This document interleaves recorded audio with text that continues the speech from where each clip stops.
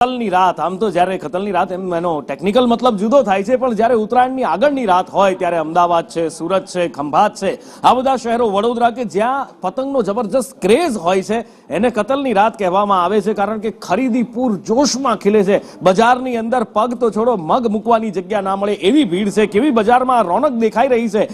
સુરત, રાજકોટ અને વડોદરાથી મારા સહયોગીઓ મારી સાથે જોડાયા છે। સુરતથી મનીષ મારી સાથે છે, રાજકોટથી મયુર છે અને વડોદરાથી કૃણાલ જોડાયા છે। સૌથી પહેલા મનીષ, સુરતની રોનક આપની પાસેથી જાણવા માંગીશું।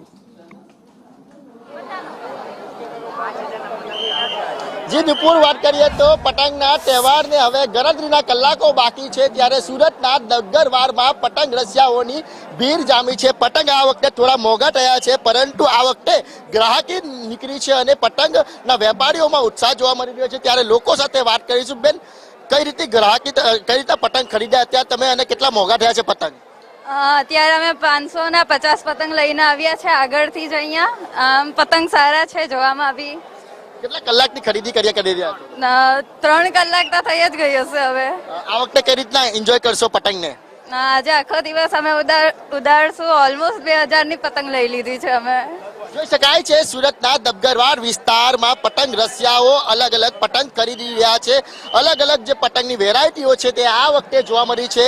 ત્યારે ચોર ચક્કાઓ છે તે આ ભીડનો લાભ ઉઠાવતા હોય છે, ત્યારે પોલીસ પણ સાદા ડ્રેસમાં પહેરેદારી કરી રહી છે અને ચોર ચક્કાઓને પકડી રહી છે। શું કહેશો સાહેબ, આ વખતે દગ્ગરવાર બજારનો કેવો માહોલ? આજે ઉત્તરાયણને ગણતરીના કલાકો બાકી રહ્યા છે અને ડબગરવાડમાં ખૂબ મોટા પ્રમાણમાં આજે ભીડ ઉમટી પડેલી છે અને એ ભીડને સુરક્ષા પ્રદાન કરવા માટે અમે લાલગેટ પોલીસ દ્વારા અહીંયા આજે પૂરતો બંદોબસ્ત રાખવામાં આવેલ છે। ખાસ કરીને ભીડના લાભમાં મોબાઈલ અને પોકેટ ચોરી ના થાય તે સારું અમે ખાનગી કપડામાં પોલીસ રાખેલ છે। આ સિવાય પબ્લિક એનાઉન્સમેન્ટ સિસ્ટમથી પણ અમે વારંવાર લોકોને અપીલ કરી રહ્યા છીએ કે પોતાનો કિંમતી સામાન, મોબાઈલ સાચવીને રાખે અને રાત્રે મોડા સુધી બંદોબસ્ત ચાલુ રહેશે। જી નુપુર, જોઈ શકાય છે કે સુરતનું આ જાણીતું અને સૌથી જૂનું ડબગરવાડ છે। જાંગારી પતંગના જે ઉત્તરાયણનો છેલ્લો દિવસ છે ત્યારે આખી રાત સુધી આ રીતના પતંગ રસિયાઓ પતંગ લેતા હોય છે। ભાઈ, કઈ રીતની પતંગની ખરીદી કરી રહ્યા છો? કેટલા મોંઘા થયા છે આ વખતે પતંગ? ઓવરઓલ એવરી યર કરતા થોડા મોંઘા થયા જ છે, પણ તો હવે માર્કેટમાં જ આવ્યા છે તો મળી રહેશે। હજુ જસ્ટ આવ્યા છે, હવે જોઈ રહ્યા છે ક્યાં લઈએ, શું લઈએ। આખી રાત ખરીદી જ કરશો? રાત સુધી તો વિચાર નથી, જેટલું બને જલ્દી લઈને નીકળી જવા જ વિચાર છે, એટલે ગળદી વધે પેલા ઘર ભેગા થઈ જાય। દક્ષિણ ગુજરાતનું સૌથી મોટું પતંગ બજાર એટલે દગ્ગરવાડ માનવામાં આવે છે। બતાવો કઈ કઈ વેરાયટી જોઈ છે તમે આ વખતે પતંગની? આ વખતે પતંગમાં વધારે એવી ક્વોલિટી પણ જોવા મળી છે અને ક્વોન્ટિટી પણ સારી એવી જોવા મળી છે અને અહીંયા લોકોનો સપોર્ટ પણ સારો એવો મળે છે, જેથી સિક્યુરિટીને બધી રીતે બહુ સારી એવી લોકોની સેવા મળી રહી છે। બિલકુલ, તો આ વખતે ચાઇનીઝ પતંગ પર પ્રતિબંધ મૂકવામાં આવ્યો છે, સાથે જ જે ચાઇનીઝ દોરી છે તેની પર પ્રતિબંધ મૂકવામાં આવ્યો છે અને ખાસ હાઈકોર્ટ તરફથી એક જાહેરનામું કરવામાં આવ્યું છે કે કાચ કોટેડ આ વખતે દોરી નહીં કરવામાં આવશે, તેનું પણ ખાસ ધ્યાન રાખવામાં આવ્યું છે અને લોકો પણ સ્વયં જાગૃત થયા છે અને પોતે પણ જે કહેવાય કે કાચ કોટિંગ વાળી દોરી નથી લઈ રહ્યા। એટલે સુરત શહેરમાં સુરતી વાસીઓ અનેરો ઉત્સાહ જોવા મળતો હોય છે પતંગના ચગાવવાના દિવસે, ઉત્તરાયણના દિવસે ખાસ કરીને વાત કરીએ તો ફાફડા જલેબી સાથે ઊંધિયા અને મજા માણતા હોય છે। વાત આવે ત્યારે સુરતી વાંજાની આખી વાત જ જુદી હોય છે ને સુરતની બજારમાં ખરીદી પૂર બહારમાં ખીલી છે અત્યારે। અને વાત કરવી છે હવે રાજકોટની। મયુર, રાજકોટ રંગીલું શહેર, અલગ અલગ રંગો અહીંયા જોવા મળતા હોય છે ને એમાં પણ તહેવારના રંગોની જો વાત કરીએ તો વાત જ કદાચ ન થાય રાજકોટમાં। અને માટે જ રાજકોટમાં આમ તો જ્યારે ઉત્તરાયણની વાત આવે ત્યારે આ લગભગ એકાદ દાયકા પહેલા જઈએ તો એટલું મહત્વ નહોતું, પણ હવે રાજકોટ પણ અમદાવાદ, સુરત, વડોદરા, ખંભાતની જેમ જાણે રંગમાં રંગાઈ રહ્યું છે ઉત્તરાયણના। અને ત્યાં પણ બજારમાં તમારી પાછળ પણ જબરજસ્ત ભીડ મને દેખાઈ રહી છે।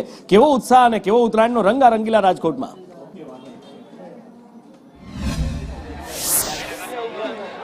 બિલકુલ નુપુર, રંગીલા રાજકોટમાં રંગબેરંગી પતંગો જે છે તે આ વર્ષે આકાશની અંદર દેખાવાની છે। આપ જે પ્રકારે દ્રશ્યો જોઈ રહ્યા છો તે રાજકોટની 85 વર્ષ જૂની સદર બજારના છે કે જ્યાં અત્યારે પતંગ અને દોરી લેવા માટે અત્યારે અહીંયા ભીડ જે છે તે જોવા મળી રહી છે।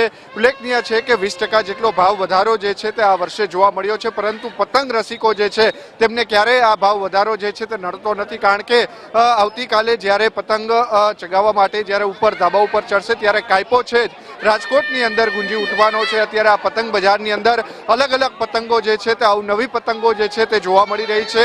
નરેન્દ્ર મોદી હોય કે યોગી અને કાર્ટૂન સહિતની પતંગો જે છે તે બાળકો અત્યારે લઈ રહ્યા છે। ઘણા બાળકો આપણી સાથે છે, તેમની સાથે વાત કરીશું। બેટા, પતંગ લીધી?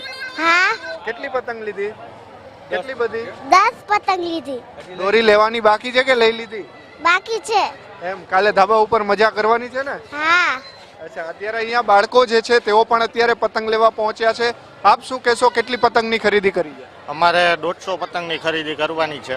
અહીંયા પંજાના ભાવ 40 ચાલે, અમારી ગણતરી 30 લગીની છે.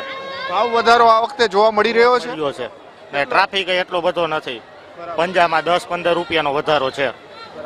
10 થી 15 રૂપિયાનો પંજાની અંદર, એટલે કે એક સાથે જે 5 પતંગનો પંજો આવતો હોય છે તેની અંદર વધારો જે છે તે જોવા મળી રહ્યો છે. આપ જે પ્રકારે દ્રશ્યો જોઈ રહ્યા છો, 3 સાઈડથી આ હું આપને વ્યૂ જે છે તે બતાવી રહ્યો છું. આ બાજુ પણ આપને કેમેરામેન માધવને કહીશ કે દ્રશ્યો બતાવે. અત્યારે એટલી બધી ભીડ જે છે તે જોવા મળી રહી છે, કારણ કે પતંગ રસિકો જે છે તે અત્યારે પતંગો લેવા, દોરી લેવા તેમજ બાળકો માટે ચશ્મા અને માસ્કની ખરીદી કરવા માટે અત્યારે ઉમટી પડ્યા છે. ઉલ્લેખનીય છે કે જે પ્રકારે રાજકોટની અંદર તમે કહ્યું એમ કે 10 જે અત્યારે છેલ્લા એક દાયકાથી પતંગનું પ્રમાણ જે ઉડાડવાનું જે છે તે વધ્યું છે. અને ઉલ્લેખનીય છે કે અત્યારે રાજકોટની અંદર પતંગ રસિકો જે છે પોતાની છેલ્લી ખરીદી કરવા માટે અત્યારે ભીડ જે છે તે જોવા મળી રહી છે. અને હવે વાત કરવી છે વડોદરાની. વડોદરામાં પણ ઉત્તરાયણનું એક અલગ જ મહત્વ હોય છે ને કૃણાલ, અત્યારે તમારી પાછળ પણ બજારની અંદર જબરજસ્ત ભીડ જામેલી દેખાઈ રહી છે. રંગબેરંગી પતંગો દેખાઈ રહ્યા છે. લોકોના ચહેરા પર એક અનેરો ઉત્સાહ દેખાઈ રહ્યો છે. જબરજસ્ત રંગ જામેલો છે વડોદરામાં.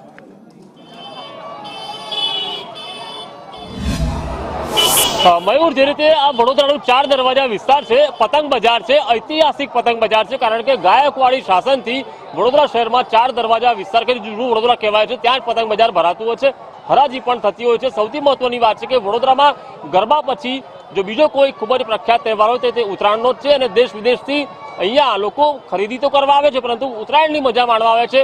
યુકે, યુએસ સહિત તમામ દેશોમાંથી અહીંયા આવતા હોય છે લોકો ઉત્તરાયણની મજા માણવા. તેની સાથે જે 4 દરવાજામાં આ વખતે પતંગ બજાર ભરાયું છે. 5 દિવસનું જે મિની વેકેશન મળ્યું અને તેમાં હાલ ખરીદીનો અહીંયા માહોલ બી છે. ખરીદી કરવા આવ્યા છે? હા, ખરીદી કરવા આવ્યો છું મેં. ઉત્તરાયણ કેવી રીતે કોની જોડે કરવાના? આપણે તો આપણી ગર્લફ્રેન્ડ જોડે જ કરવાની ઉત્તરાયણ. ઓકે. પ્રેમિકા સાથે પરિવાર સાથે પણ અહીંયા ઉત્તરાયણ હોતી હોય છે અહીંયા. પરંતુ જે વેલકમ 2025 ને આવકારતા પણ અહીંયા ક્યાંક પતંગો અહીંયા જોવા મળી રહ્યા છે. જોકે ચાઇનીઝ દોરાઓ પર પ્રતિબંધ હોવાના કારણે ચાઇનીઝ દોરા નથી વેચાતા, પરંતુ વિવિધ જે અહીંયા પતંગો છે તેને અહીંયા લઈને આ ઉત્તરાયણની તૈયારી થઈ ગઈ છે કે બાકી છે? હજુ તમે ભાઈ લઈએ શાંતિથી બધી વાત કરીએ. ઓકે. જે રીતે ગરબા પહેલા ઉત્તરાયણ અને જે નવા વર્ષની શરૂઆત થઈ ત્યારે પતંગો પણ એટલી જ અહીંયા જોવા મળી રહી છે. સાથે જ રાત સુધી અહીંયા મોડી રાત સુધી ખરીદી થશે. પોલીસ પણ અહીંયા બંદોબસ્ત રાખી રહી છે, નજર રાખી રહી છે. અને આવતીકાલથી 2 દિવસ જાહેર રજાઓ પણ છે. જે ઉત્તરાયણની મજા વડોદરાની છે તે ખરેખર કાલે જોવા લાયક હશે. ઉત્તરાયણની આ મજા